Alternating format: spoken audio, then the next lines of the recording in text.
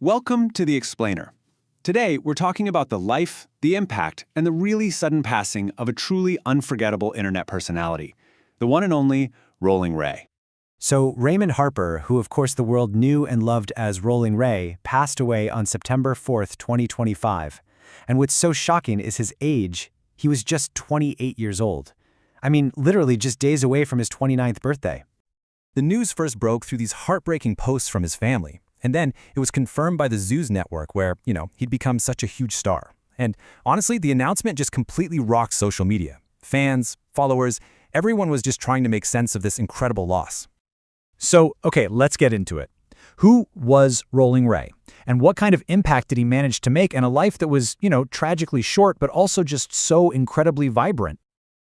Before he was this huge cultural phenomenon, he was Raymond Harper. And his whole journey into the spotlight really kicked off with just one TV appearance. But it was an appearance that was 100% pure, unapologetic Rolling Ray. So yeah, back in 2018, the world got its first real taste of his just razor-sharp wit on MTV's Catfish Trolls. He made such an immediate impression, and you knew this was just the beginning for him. And he proudly gave himself this title. It became so central to who he was. I mean, instead of shying away from his disability, he put it right out there, front and center. He used his wheelchair not as some kind of limitation, but like a throne from which he built this incredible platform of empowerment. So that one breakout moment, it just blew the doors wide open for him in reality TV.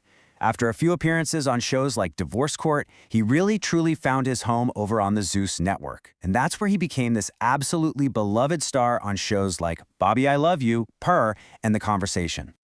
But look, his influence went way beyond just the TV screen. This is the thing. He didn't just participate in internet culture, he literally shaped its language. He took this one simple sound, purr, and turned it into a global expression of confidence and approval. Wild. And his creativity didn't stop at TV. Not by a long shot. He was releasing his own music, right? Tracks like Big Purr that just kept extending his brand.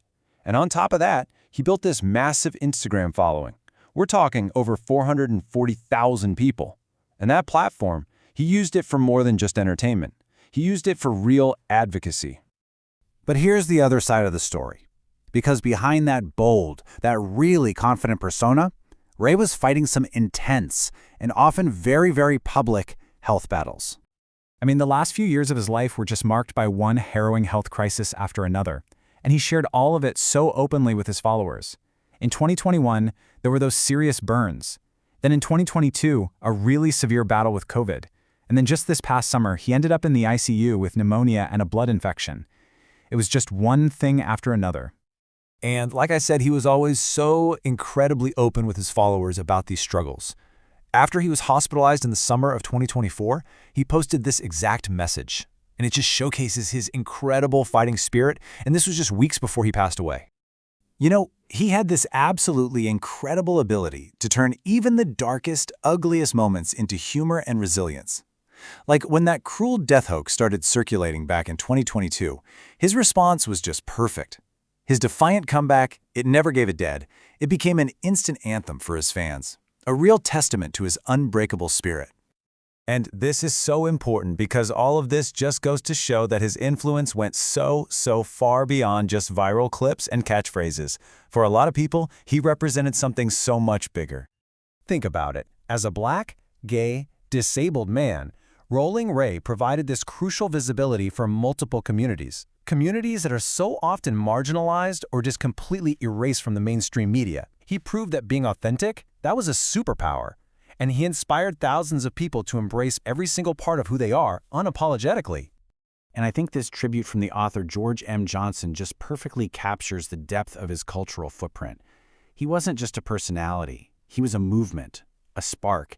That really says it all, doesn't it? So, as the news of his death spread, the reaction was just immediate and immense. And it really reflected both sides of who he was, his beloved status, and also at times his pretty controversial nature. And of course, there were the absolutely heartbreaking messages from his mother and his cousin.